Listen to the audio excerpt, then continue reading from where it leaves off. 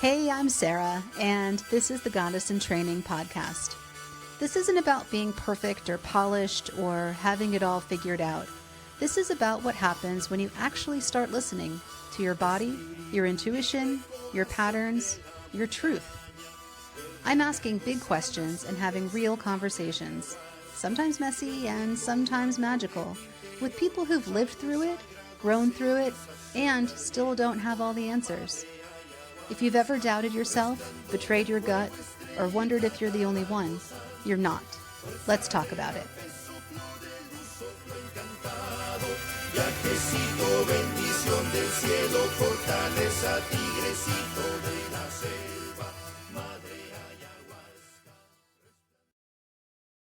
Welcome back to Goddess in Training. I'm your host, Sarah, and today I am so excited to introduce you to my guest, Leah Reynolds of Mind Your Health Wellness. Leah is a functional nutritional therapist, a certified EFT and matrix reprinting practitioner, a German new medicine practitioner, and a root cause health coach specializing in emotional health, with close to a decade of experience helping people get to the why behind their symptoms. Her approach blends lifestyle prescriptions and nutritional therapy to create something deeply personal, because Leah knows firsthand what it means to face a terrifying diagnosis and decide to heal from the inside out. She's living proof that the body, when given the right support, the right tools, and a whole lot of love, knows how to find its way back. Today, we're diving into German new medicine, the mind-body connection, fear as the root of disease, plant medicine, and so much more. This one goes deep, friends. Get cozy. You can find Leah and all of her work at mindyourhealthwellness.com. Let's dive in. Hi, welcome back to another episode of Goddess in Training. I'm your host, Sarah, and today I'm here with my new friend, Leah Reynolds, who does, as so many of us, a wide variety of things. So we'll dig into how you have walked your path and gotten to where you are today. But the thing that I learned about Leah from my friend Erica, who was on the podcast several months ago. And the thing that got me so interested in what you do, Leah, is German new medicine. Yes. And we were talking about insect bites, actually. Yes. And that was the entry point. And Erica was like, because we both have been to Costa Rica, and I'll tell you my story later on and how that relates. And so Erica said, well, I wonder if there's some German new medicine explanation for insect bites. And I think that she said that she had reached out to you and you said that there is a connection. Absolutely. Tell the listeners who you are and how you got to where you are today. Boy, it's a huge question. It's a big question. That could be 2 hours in and of itself right there. Goodness. Thank you for the introduction. Yes, Erica, I love her dearly. That was a really interesting conversation that we had while she was in Costa Rica. And she's like, I don't know why this is bothering me. And I said, oh, let me look. So just like you say, I'm Leah Reynolds. I live in the beautiful Pacific Northwest. We relocated here 5 years ago to Salem, Oregon. But what got me to sitting in this seat today is in 2012, July of 2012, July 8th to be exact, I was diagnosed with stage 2 breast cancer. And I was a wreck. Like I couldn't function and I was depressed and anxious and sad, even more so than I already was before. I was already kind of a wreck to begin with. I went through begrudgingly conventional treatment and I knew that it was in my heart, not something I really wanted to do. But I also realized that I was scared not to do it because there were so many talking heads around me saying, if you don't do it, you'll die. So I decided that I was going to change my frame of mind and I was going to do the treatments. And serendipitously, when I made that decision, happened to be sitting at my friend's counter one morning and there was this little green book and I have it over in my kitchen. And I opened it up because I was so distraught and I was so fidgety after getting that diagnosis. I opened it up and the beginning story was about this man who had been diagnosed with bladder cancer, I believe. And he used the power of juicing to heal cancer because when he was diagnosed at that time, there was no chemotherapy, there was no radiation. I think the only treatment available was cobalt. And so he elected not to do that. And he went to Max Gerson. He started this juicing journey. He became the father of juicing, Jay Kordich. And that was a moment where, and most people know him by his infomercials. He had crazy infomercials with this striking white hair with huge bushy eyelashes. And I remember him from, when I was younger. But I never gave it any credibility because who gives infomercials credibility, right? Jack LaLanne. And so I was like, wow, there's something to this. And then about the same time, I was doing some retail therapy with my daughter because I was, like I said, super depressed and anxious. She was going to be a senior in high school. So we were shopping in the mall one day. I picked up this magazine in Zoomies, which is a teenager kind of store, and it said keep abreast on it. And I'm like, what? How is this happening? Like twice in, less than, I don't know, 2 or 3 weeks. I'm so serendipitously coming upon these magazines and these books that are essentially what my life is becoming. And I picked it up. I opened to the first page, and the first little article was about women who were diagnosed with breast cancer, where they took the tumors out and they found all kinds of phthalates, BPA, toxins in their tumor. Mm-hmm. And that was the other aha moment. And then they did genetic testing on me, and they said, you don't have any genetic predispositions. So that was another head scratcher. Like, why am I getting cancer? Right. So even though I knew, I bookmarked it, I had all that stuff in my mind, the J cordage, I started juicing right away. I went home like a mad woman, and I went through my whole house and just got a huge bin of garbage disposal to throw away every piece of plastic, every makeup, every hygiene item in this garbage. My kids thought I was going nuts. I mean, thousands of dollars in the garbage, And I started from scratch. I went to a health food store. I bought all new makeup, all new hair care products. And I'm like, you know what? I'm going to go through this year of treatment, but along the way, I'm going to be formulating my recovery. And there were all these people that were placed in my life, again, serendipitously, one of them being Wayne Pickering. And I called him as somebody had recommended him to me. And I called him one day. He was a big believer, I think he's still alive, of food combining. And so I was really interested in that with him. But the thing that struck a chord was he said, I go, do you think my mental state has anything to do with disease and being diagnosed? And he said, darling, can I just tell you one thing? And I said, what's that? And he goes, what you think about, you bring about. Mm-hmm. And I said, do you believe that? And he said, without a doubt. And that was the moment where I'm like, I have to figure out the way I've been living, how it's affected me, how there's been impact in my life that's created adult onset depression and anxiety. Mm-hmm. But even more so because I lived with that for so many years, panic attacks, the whole 9 yards. It wasn't until I realized that I'd had this very, very unexpected, dramatic, isolated, no strategy event about 1.5 years before I was diagnosed, to the point where I was in such a grief-stricken state. And I still get grief. I can still get a little choked up about it. I still need to do some more work around it. And I happened to be at the time subscribing to everything on the internet, anything I could listen to, anything I could get my hands on about trauma, grief, depression, anxiety, stress. And it was really hard to find at that time. The internet isn't what it is now. You couldn't find all the books and all the people. And even though they're out there in the weeds, you couldn't find them. Yeah. And I asked every doctor, I took my friends with me to all my appointments, and I said, do you think depression, anxiety, grief, stress has anything to do with the diagnosis? And they all emphatically said no. And I signed up for this podcast, and I saw this man who essentially started a course that's German New Medicine based. And I said, that's it. That's me to a T. And I started digging into it. And it was an expensive school, so I didn't really have the money for it. But I started reading and listening to everything that he said or anything I could find on the mind body. And I've read hundreds and hundreds of books. Mm-hmm. And I know without a doubt in my soul that it's all part of our whole body.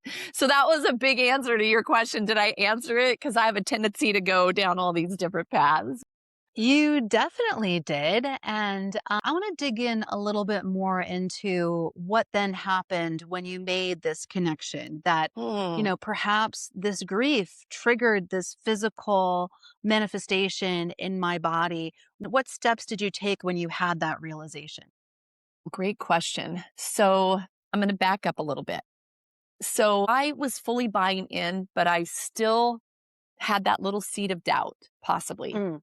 where Hmm. I'm like, I need, like most people, to see the data. I need to see Yeah. somebody else who's gone through it, right? So when I was diagnosed with cancer, I ended up going through chemotherapy for a year. And they warned me that it would put me into immediate menopause. They also warned that it could bring on some severe depression, which it absolutely did. I would wake up every day when I was in the midst of treatment, I would cry for hours. I would wait till everybody got out the door and I would get in the bathtub and I would cry and cry and cry until I couldn't cry anymore. Oh. My really good friend April, she came over one day and she goes, "What are you doing? Get up now. Give me that fucking iPad. I'm going to throw that thing in the garbage." Because I was researching everything like, reoccurrence statistics. Am I going to make it? Am I going to die? Like other women that had the same diseases.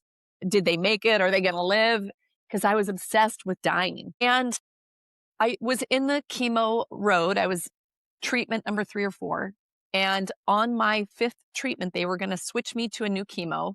And at that point, I would get a targeted therapy called Herceptin, which was a specific monoclonal antibody that's specific to the type of cancer that I had that was supposed to be the best part of my treatment.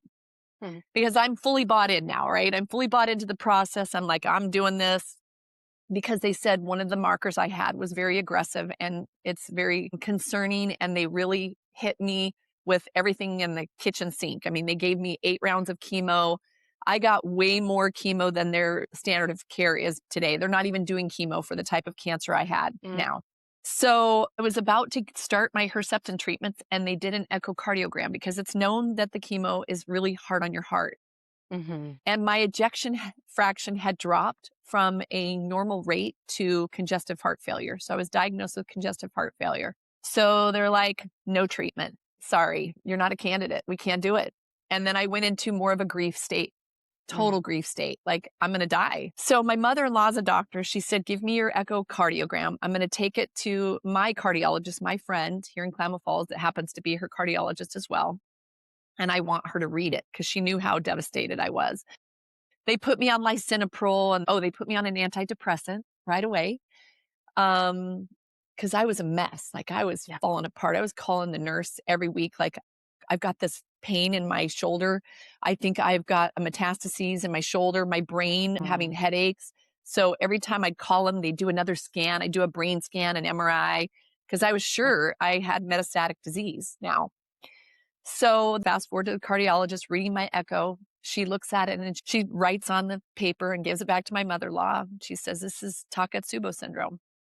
And my mother-in-law's like, "Wow, okay." So she comes to my house and she said, "You're doing this to yourself." I go, "What do you mean I'm doing this to myself?" She goes, "Have you heard of Takotsubo syndrome?" And I said, "What is that?" She goes, "It's heartbreak syndrome." And I said, "Well, I'm familiar with heartbreak syndrome. I'm not familiar that it's called Takotsubo." So that was the moment, Sarah, where even though it was so depressing and so overwhelming, I was like, I can do this.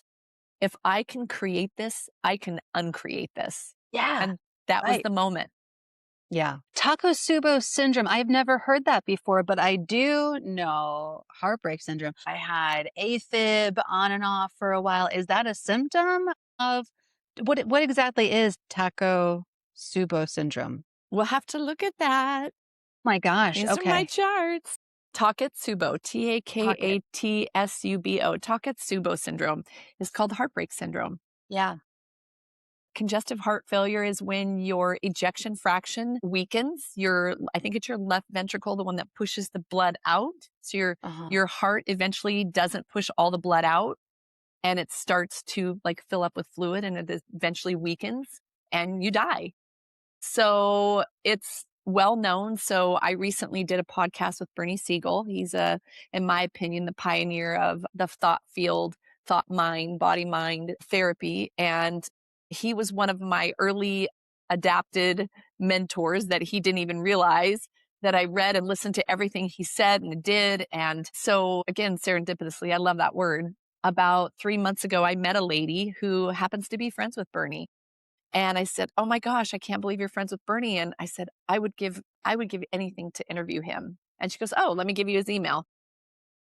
Bernie and I have become friends. I've interviewed him, and he's 93. We speak probably once or twice a month. I'm doing a book club right now with his book, Love, Medicine, and Miracles, and he's going to be our keynote speaker for the book club. What I found interesting is in our original conversation, where before we talked about actually doing the interview, we talked about the mind body. And he said, I went in one day to get my wife out of bed and I went to touch her hand and she didn't move. And he said she was dead.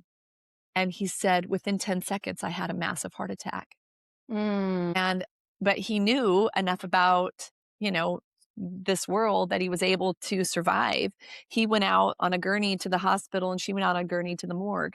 And so the heart gets overwhelmed with grief and shock. And sometimes it just can't recover. It just stops. Takotsubo syndrome is essentially heartbreak. Your heart is breaking. Mm. I don't know if I should share this publicly, but I have a friend who lost her husband tragically.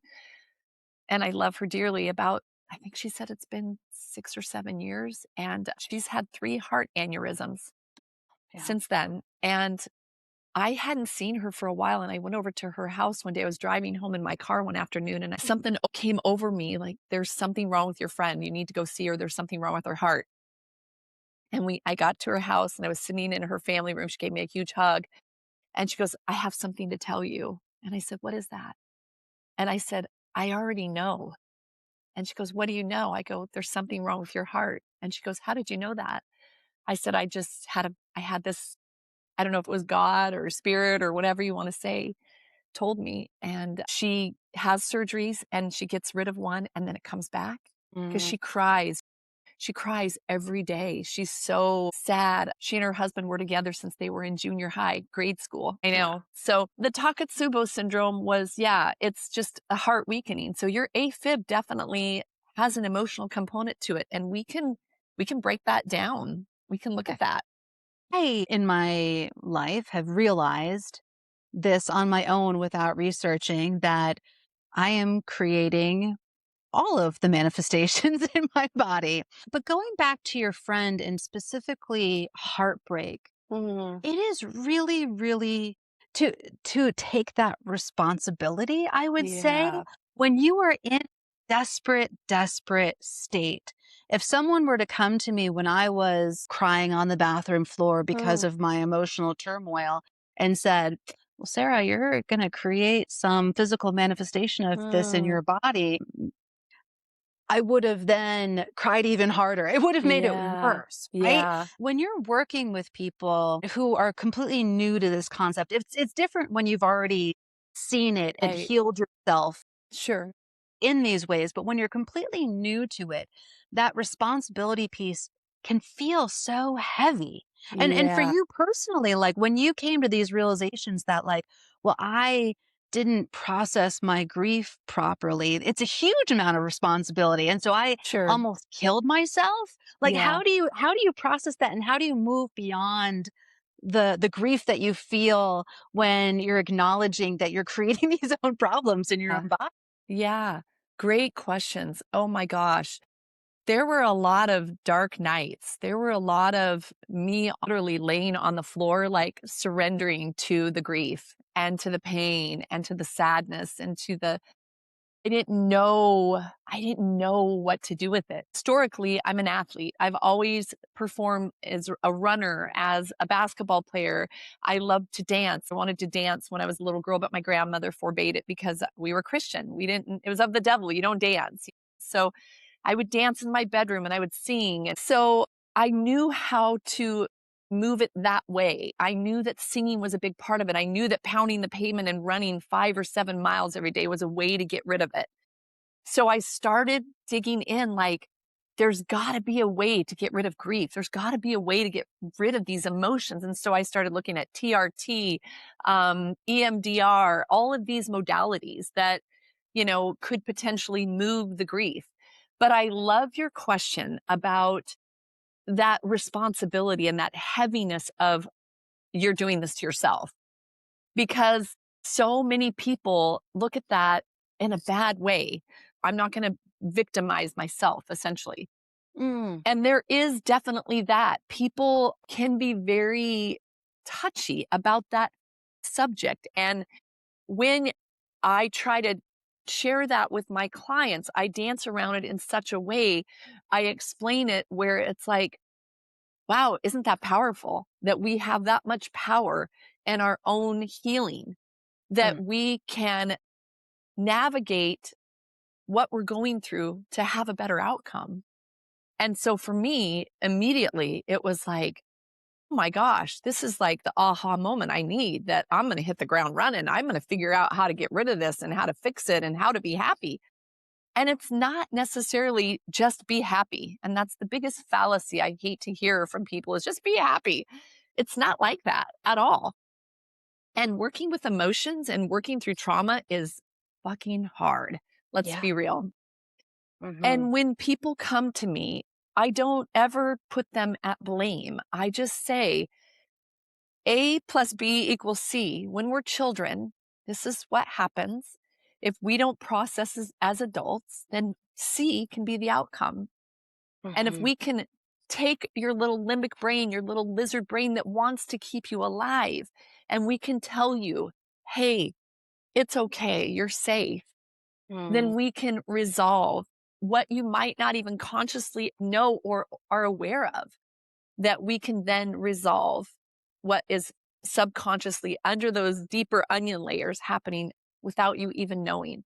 So there's no blame, there's no punishment, there's no, you're doing this to yourself. I mean, for me, it was like, geez, Leah, you're doing this to yourself. Now go undo it. And that's me. I can flip that bowl. But a lot of people don't know how to do that. They don't want to do it, and they don't want to take the blame with it. There's a lot of ownership with that, right? Yeah.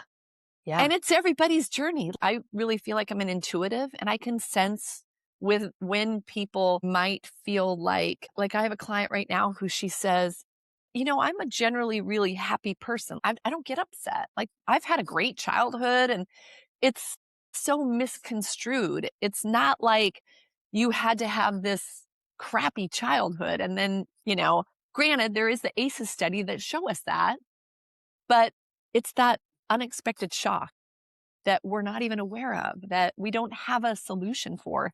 That's the trigger, Mm-hmm. in my Mm-hmm. opinion. Yeah.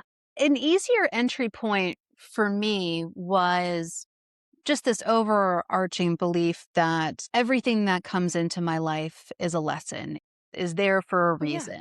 And believing that, I'll tell you a little bit about what happened to Yes, me please. that then opened up this conversation about Yes, you with please. Erica. Is well, the background is my overarching trauma in life has circled around not feeling supported and not being supported in childhood, and being the person who does all the things and like, I've got this, I can take care of myself, Yeah. that kind of mentality. And it's manifested in different ways, and I've worked on it and gone back to my, childhood version of Sarah and held her hand and done that stuff and made a huge amount of progress.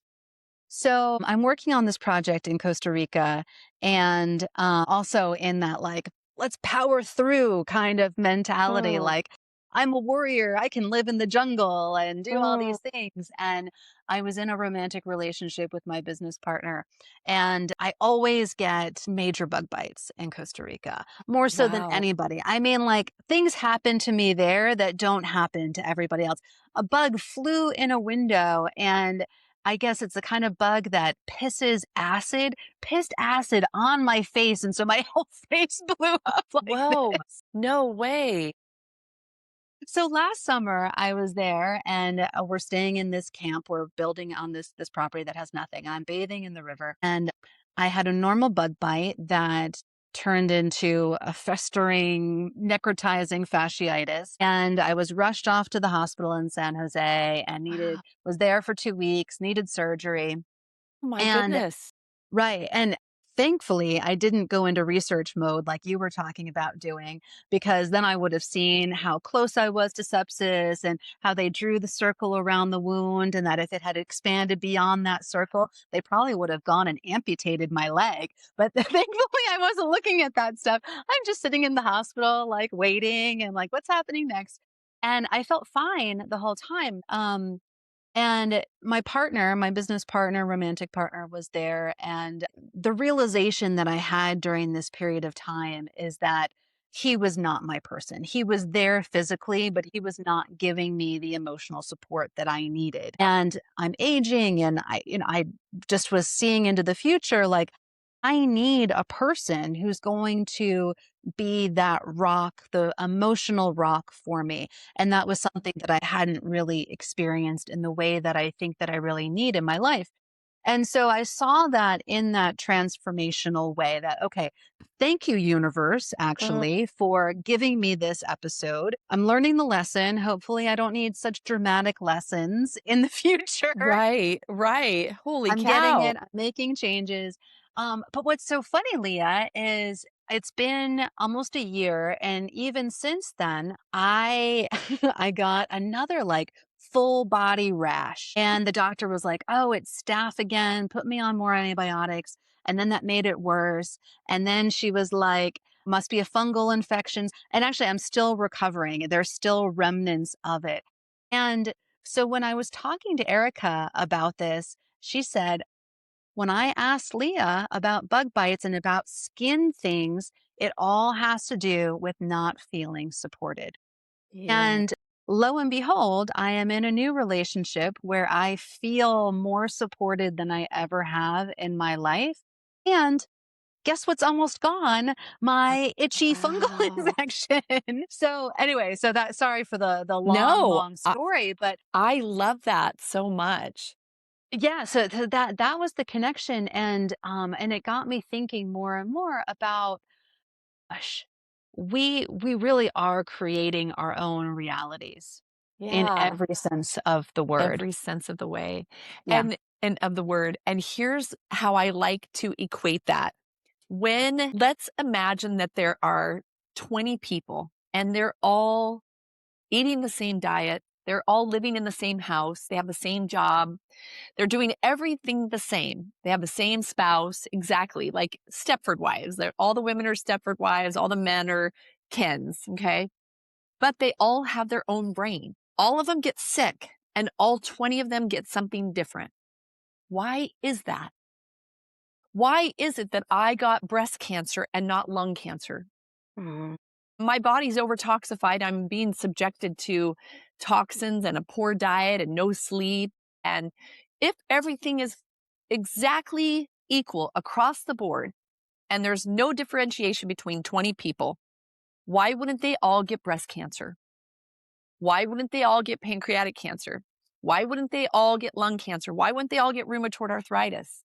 There Mhm. has to be something that tips the scale, right? The body's overtoxified. Most of the time, we can regenerate, we work through it. We've got nutrients and sleep and everything that helps us through. And when we get to that point where we have that conflict shop, if we don't have a supported body in the way of nutrition and sleep and whatnot, the biological conflict is going to be way more intense because we don't have the Mhm. minerals and the nutrients to support a healthy body. So it's that tipping point that kicks us over. And again, there has to be an interpretation. So in German New Medicine, Dr. Hammer could see lesions in the brain. He could Mhm. map the lesions on the brain to the correlation of the organ. It was visible in the brain, the affected area, by it looked like concentric rings, like a tree ring. When it was active, they were really sharp rings, and you could see that it was in an active stress phase. When the stressor was mitigated, the rings would start to blur, they would blur. Mhm. So Mhm. he would know at that point that the person was in regeneration. The trauma Mm. had passed. He could look at a part of the brain and he could say, You had this happen at this age. This was the conflict, and this is likely what you had happen. In fact, one of our professors, I can't think of his name right now, but one of our other professors, he would look at her mom's brain scan because she was having all kinds of health issues. And he could specifically tell her about her mom, what the conflict was, what surgery she had had, what organ it was affected. I mean, it was that precise. And they are teaching that not in the United States, unfortunately. I mean, it is because we have access to it, but this is being widely taught in schools all over the United States or all over the world, but not so much the United States. So it is a very unknown practice. And sadly, Dr. Hammer. Because no one's making money off of it. Yeah. Right. Yeah. Yeah. Yeah. In fact, his system was called pseudoscience, and it went down in the annals of, just like Dr. Coca and the Coca's pulse test, same thing. He developed a test for food allergies, and it worked because he was an allergist. He studied it. He clinically showed it worked. He presented it to the medical peeps, and they said, now. And same kind of thing. They actually kind of lose hope in the sense of, medicine, and they sort of fade out into infamy.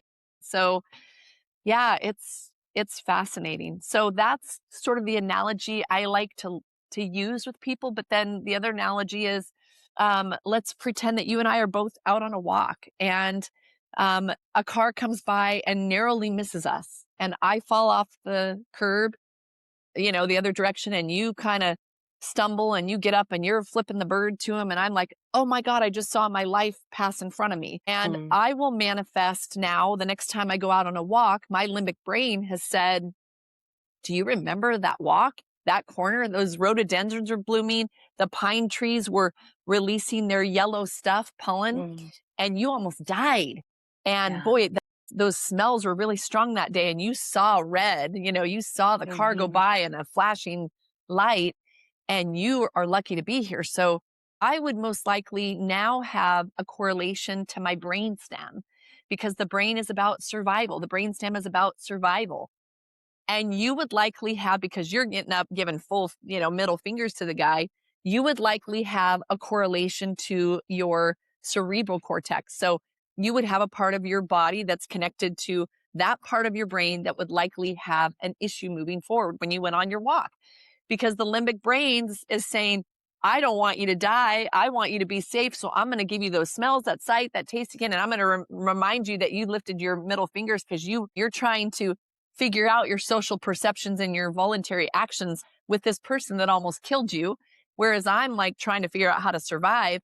We would have different correlating symptoms based on that interpretation of that moment. How much of this is really just about fear? In your own story, Gosh, you great talked question. about being so fearful, obviously, when you got this diagnosis, and that's the automatic response. You almost got hit by a car. Of course, you're going to feel fear. And in my own life, I realized that I was feeling fearful because of my past trauma in situations that I didn't need to feel fearful, but I felt fearful all the time because I didn't have this support. Sure. And I wonder, like, if we didn't fear death, how that 100%. would flip all of this. Oh my gosh, such great questions. These are so amazing. Let's just flip back 5 years. 6 years ago, what happened? And the world went crazy.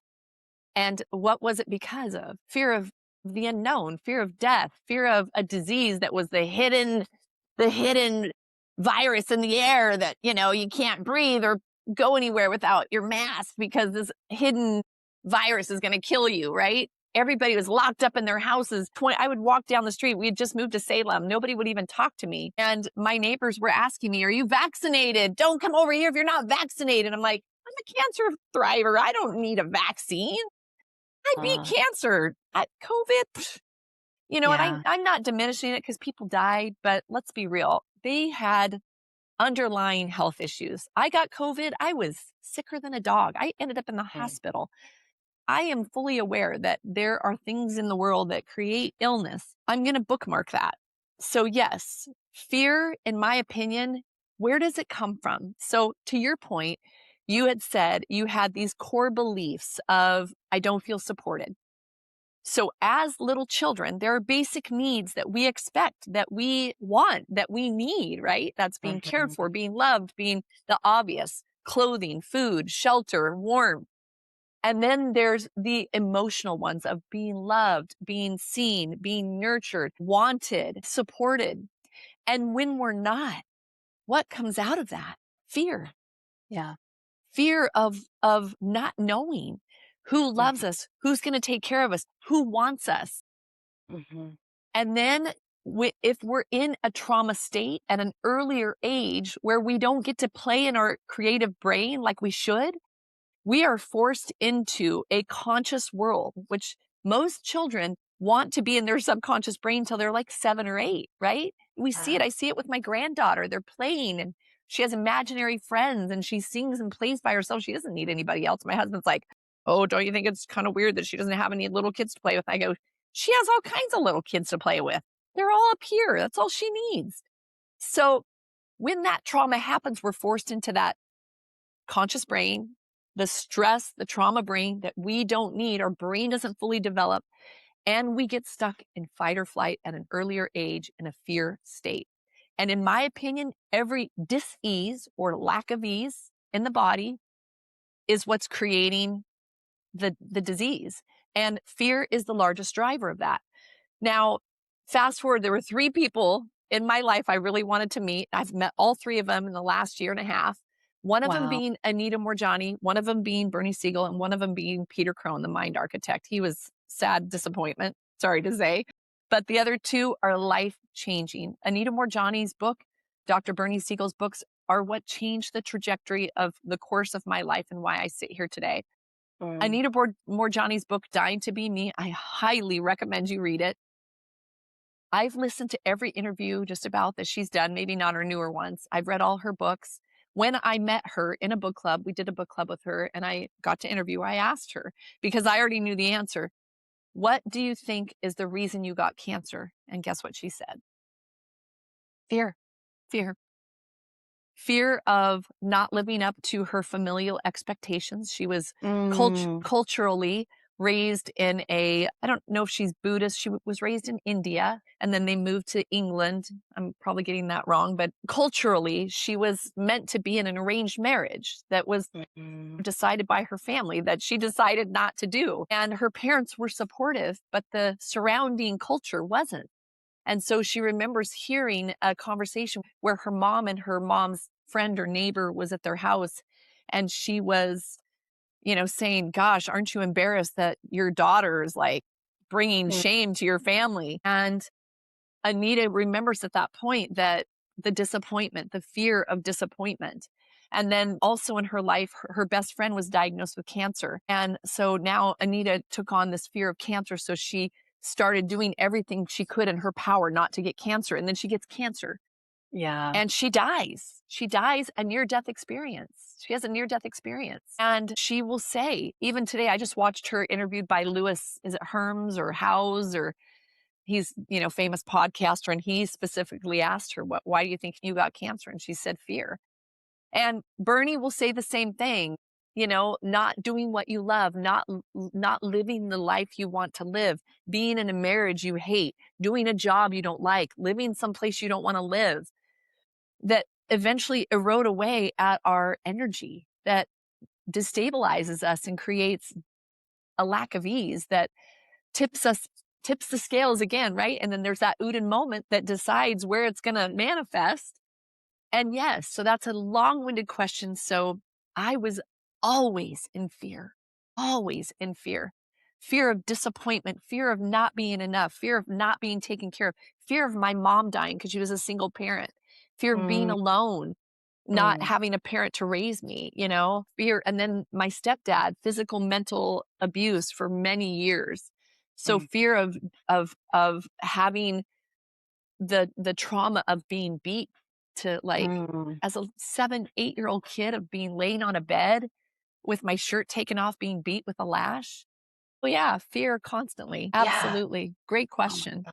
Wow. I probably go too much in depth but No, yeah. those visceral images is what sticks in people's minds and then gets them to think about their own situation and expand their awareness. The one thing that I was thinking about is when you were talking about the neural pathways in the brain and the brain scans.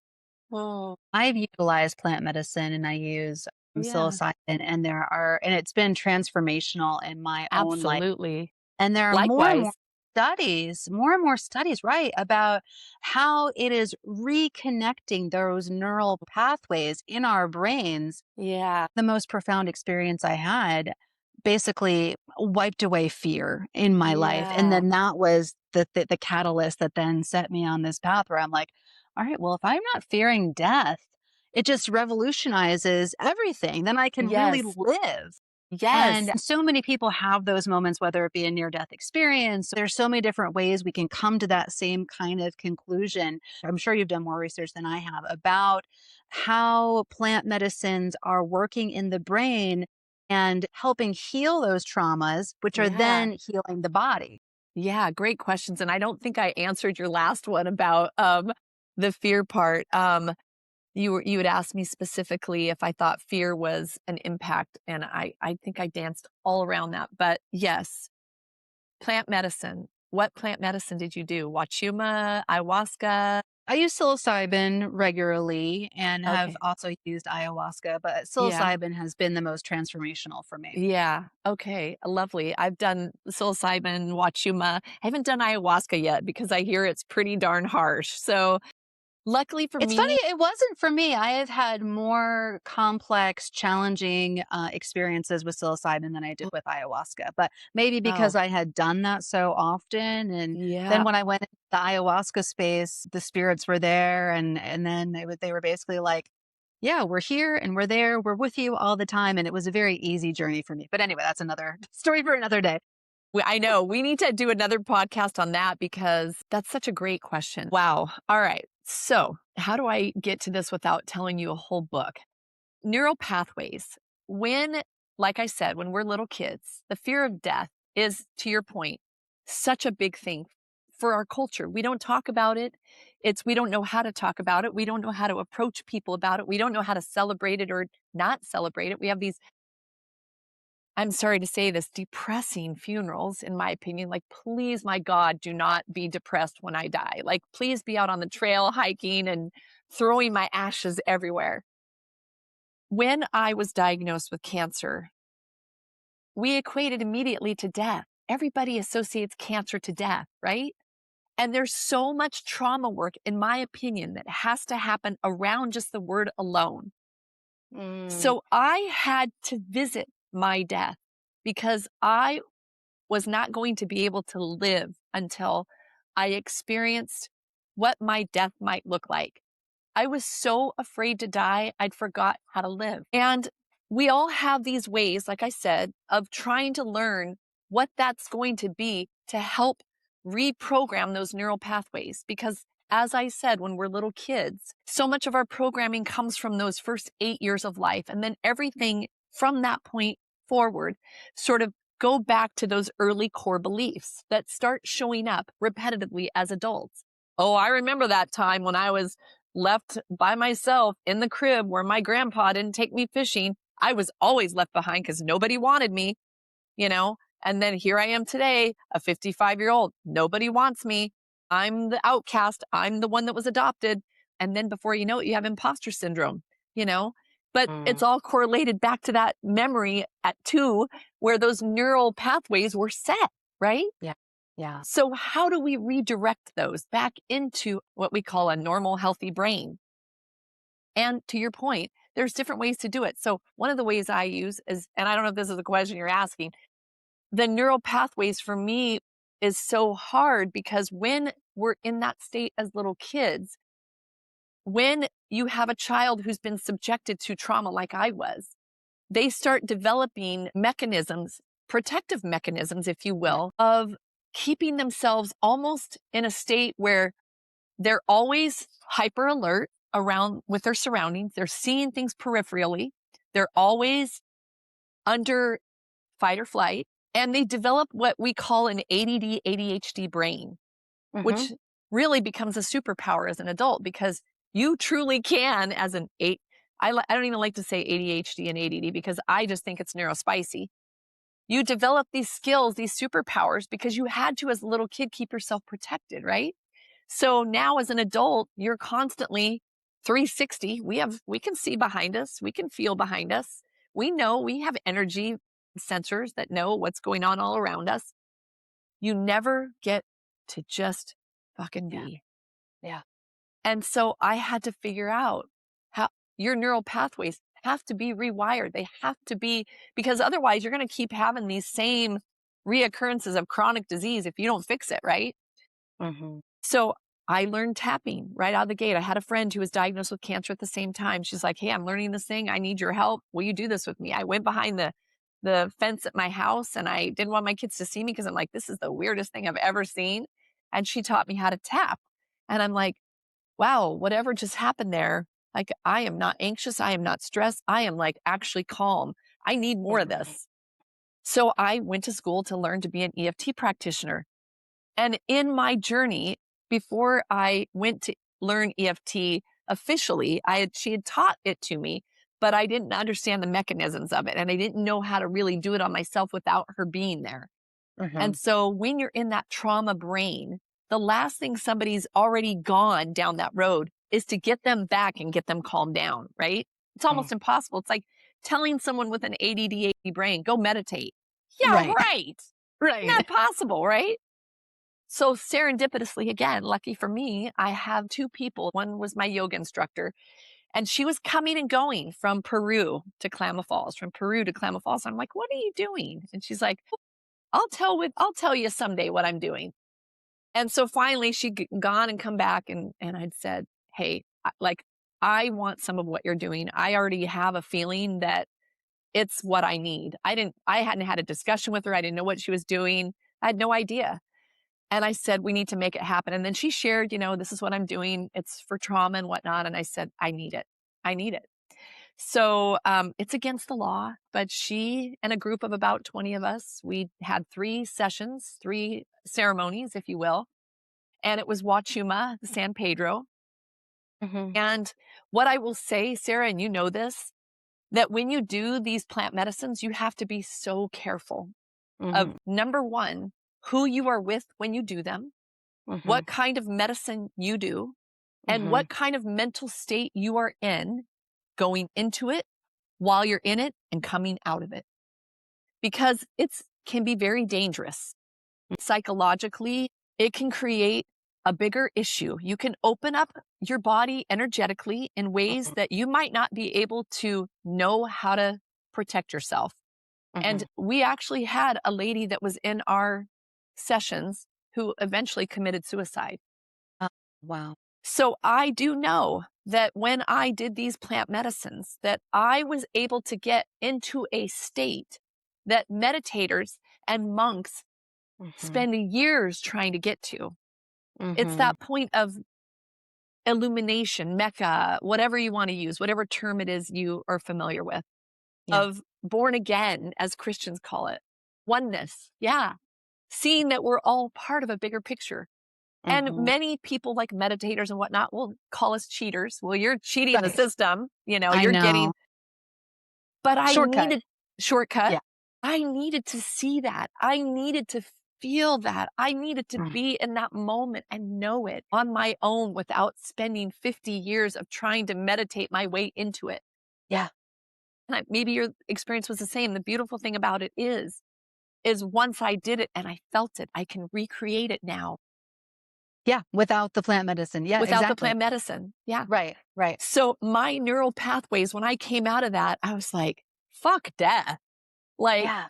I just saw all this shit and life is fucking awesome. And we are lucky to be here experiencing this. And my joy measurement went from 0 to 2,000 in Mm-hmm. 2 days. And the Yeah. reintegrating was tough because it was almost like, I don't know if you experienced this. I come out, they say to reintegrate and be really careful and don't go back to work and take some time. And I'm like, oh no, I have to go right back to work. And I am telling you what, that next day, shit happened that I can't explain. It was bizarre. And I had to call my friend who's a shaman. I'm like, what is happening right now? And she goes, I told you not to go to work. She's like, all right, let's back out. Yep. Yeah. But what the weirdest thing was, like, when I was driving home, I was driving like 30 miles an hour, feeling like I was going 80. I'm Mm-hmm. like, we have completely lost connection of how fast our lives are and how crazy our lives are. And there's no slowing down. And it was such a beautiful process. And I'm so thankful for it. And that has been the biggest blessing for my neural pathways. And then fast forward, everything sort of serendipitously aligned after that. And the schooling that I wanted to do during COVID dropped to a third of the price. I started that. It just, everything is aligned since then. So, and it's not to say that I don't still have onion layers. We all do. But, Yeah. That's part of being alive, you right? know? And if we didn't have something to peel back and discover, then are we really living? I don't know. Exactly. Did I answer your question? I'm very storytelling, so I don't know if I You answer, if I did. just dance around it.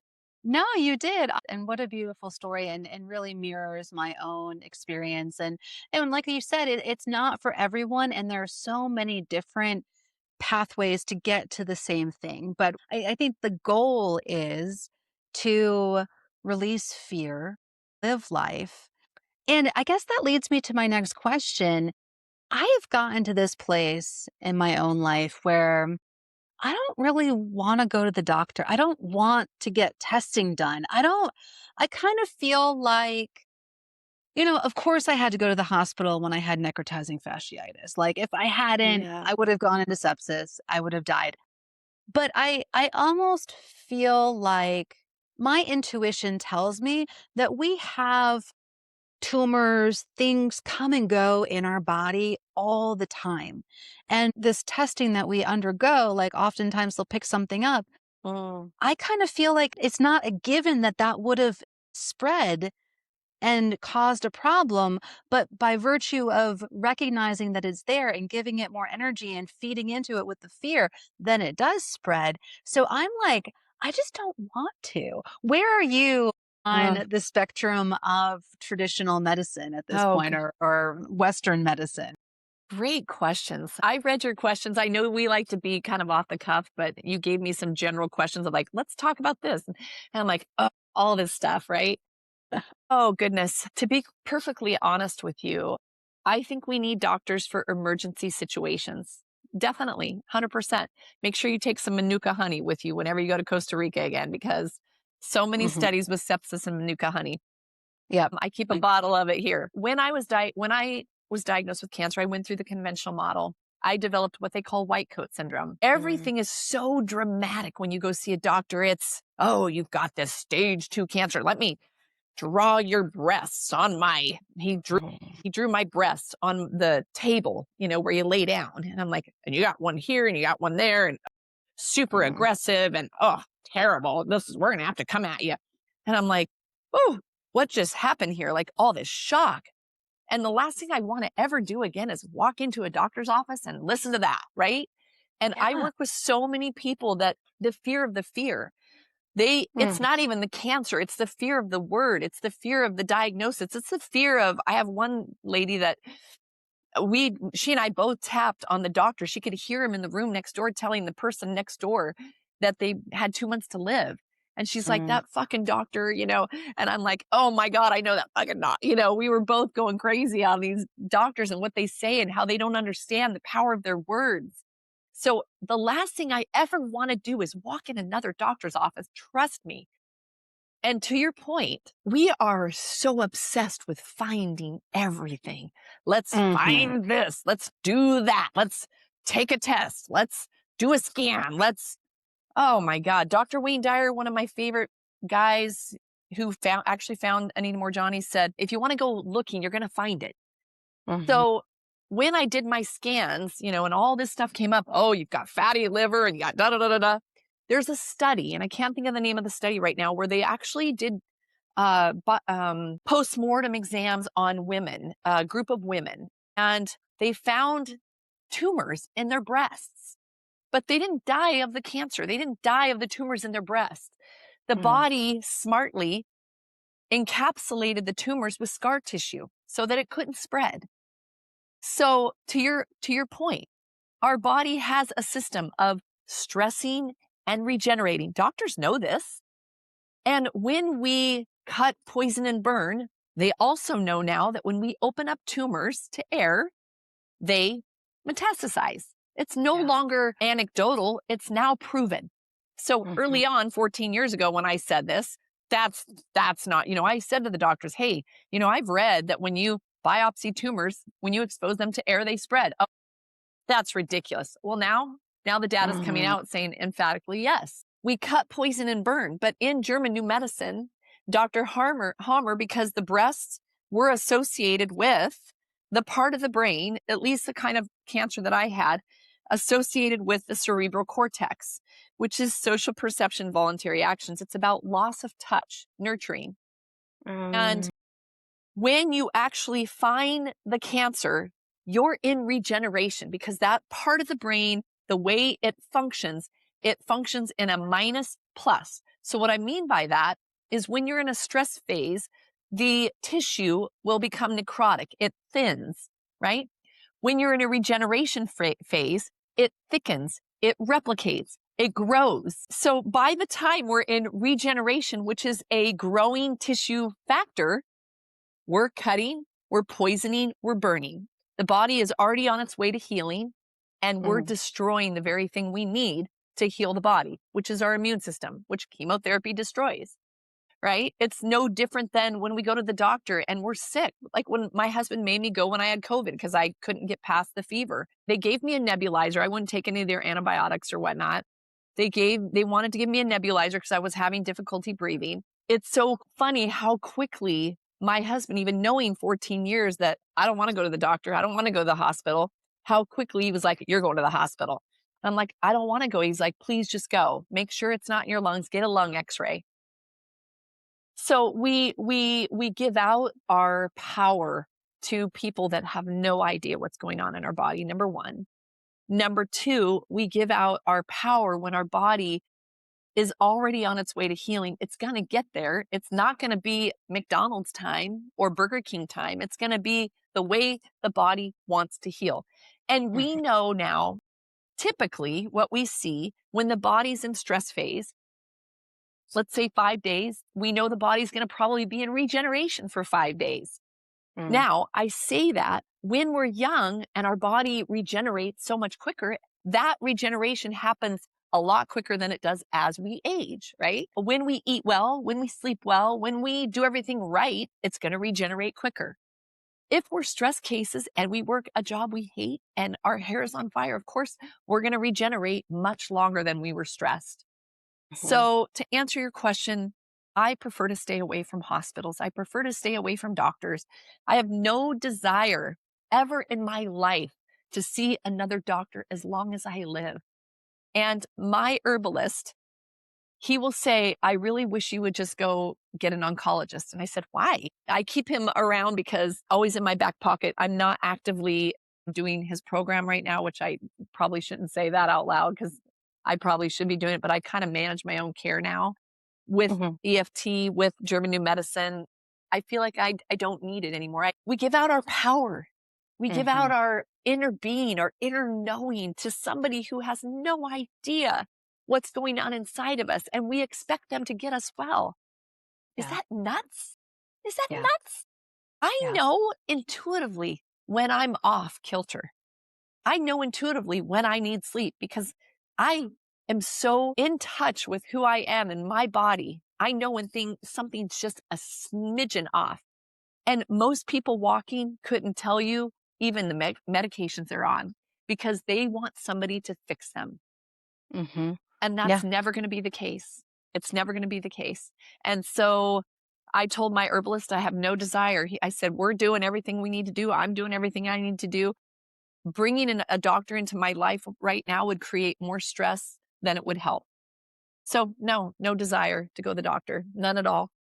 I think about death a lot, probably more than the average person, but not in a fearful Okay. way. But I also have thought through, like, if I were to get some diagnosis that was terminal, okay, what would I do with that? And the answer is, I wouldn't tell anybody. I would keep walking through the world in the exact same way that I'm walking through the world before somebody telling. Yeah. And that's kind of the paradigm that I try to live by, that I don't want anything to alter my center. And that's what those diagnoses and that's what this information often does is like, well, then you have to shift your entire life and focus on something else. And then you're not living anymore, like you said. Absolutely. My That's gosh. such a beautiful way to put it. You just nailed it. This whole interview right there just came right back. We're all dying. We're all dying every day. You Yeah. know, it's what you do with the time you're here that is going to fill your cup or not. Exactly. So, Leah, what is coming up for you in the next few months that's Oh, filling your cup and bringing you joy? You mentioned some books coming. What else? yes, thank you for I've so enjoyed our time. I know I'm a yapper. I just don't shut up. I love it. Thank you. Let's see. I'm writing a book. I've developed a system. It's called the 1% Code Method. I'm applied for a trademark, and I feel like the book has been something that it's been in the back of my mind for 13 years, and I keep having all these people in my life that say you need to write a book. And so I'm writing a book and it's very traumatic and I didn't want to regurgitate my whole life, but I'm regurgitating my whole life. But essentially, it's going to be very based on the emotional component of health and how I believe that childhood, as I said, adult onset illness and how that's all intertwined. It's called The Little Girl on the Porch, as I said. It's about, as I shared with you before we went live recording, my grandmother was an integral part of my life. My earliest memories of love and unconditional love. She never Mm. judged me. When I misbehaved, and I was always misbehaving, she never stopped me. She loved me even more. She hugged me even more. She read to me every day. She tickled my feet while she read to me. Every week we would go and buy golden books, and she would come home. She was my roomie. She became my roomie. But she spent the majority of her life in the state mental hospital, and I live in this part of Oregon now where she spent almost 20 years of her life. And during COVID, I got her medical records and I was able to really dive in and see that there was really no mental illness. She was mistreated. She was misdiagnosed. Her thyroid was taken out when she was 17 and she was never put on any formal medication for it. And she started having symptoms of no thyroid.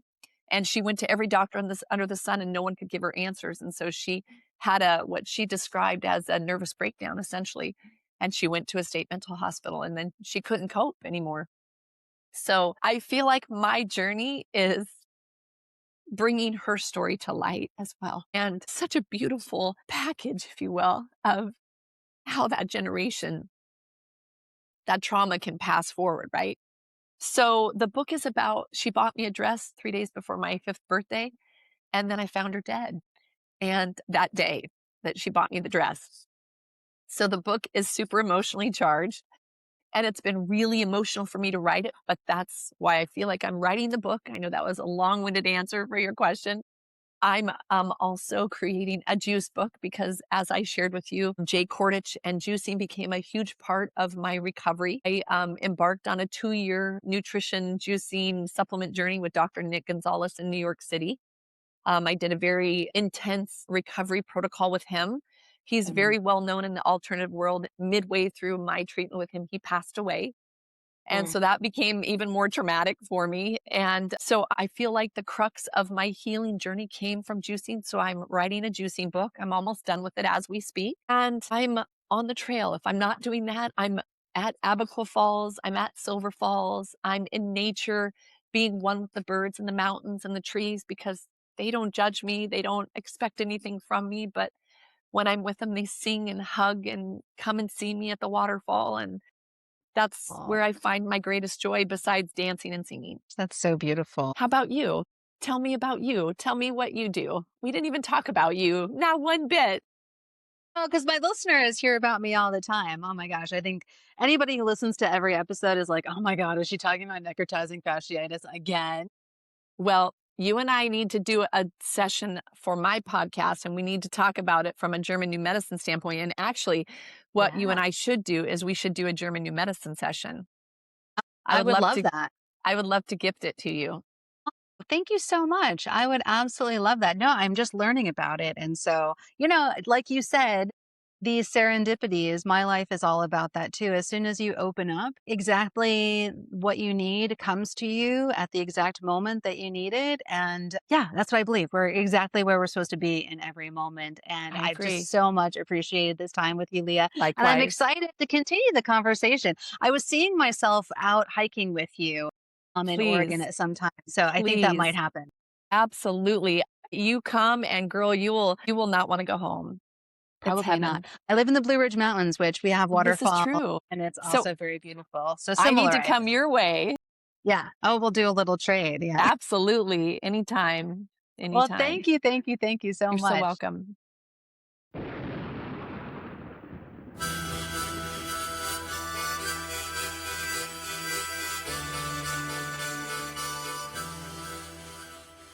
Thank you for tuning in to Goddess in Training. I hope something in this episode stirred your knowing or softened your heart. If it spoke to you, share it with someone who needs it, or leave a review or comment to help others find us. If you're watching on YouTube, please like this video and subscribe to the channel. If you want to hear more conversations like this, please consider supporting Goddess in Training on Patreon. For more tools and offerings to deepen your intuition practice, visit goddessintraining.online. You can also join the Scroll of Sashat on Substack for twice-weekly stories of how I followed my intuition. The music for Goddess in Training is Madre Ayahuasca by Arkawa, and you can find more of his music in the link to his website in the show notes. Remember, your intuition is not a mystery, it's a memory. Keep listening. Resplandor de fuego, estrellita, tabaco santo, fuerza de rapé, soplo de luz, soplo encantado, viajecito, bendición del cielo, fortaleza, tigrecito de la selva, madre ayahuasca.